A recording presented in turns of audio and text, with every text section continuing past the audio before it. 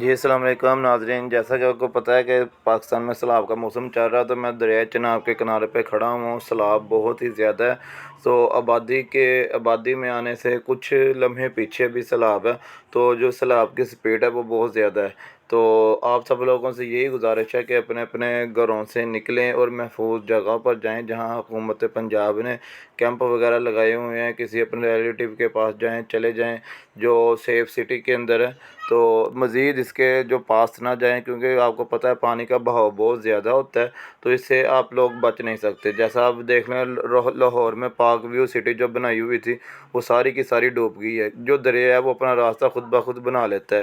تو میری آپ سب سے گزارش یہی ہے کہ جہاں پر سیفٹی سٹی ہے آپ ادھر چلے جائیں، تاکہ آپ محفوظ جگہ پر اپنے آپ کو بھی محفوظ کریں، اپنے بچوں کو بھی۔ جان سے بڑھ کر کوئی چیز نہیں ہے، اگر جان ہے تو جہان ہے، پھر یہ ساری چیزیں آ جائیں گی۔ دیکھ سکتے ہیں ہم سیلاب کتنا زیادہ ہے، آبادی سے کچھ منٹ پیچھے ہے سیلاب، تو ہو سکتا ہے یہ آبادی کے اندر بھی آ رہا ہے، آبادی کے اندر سیلاب آ جائے۔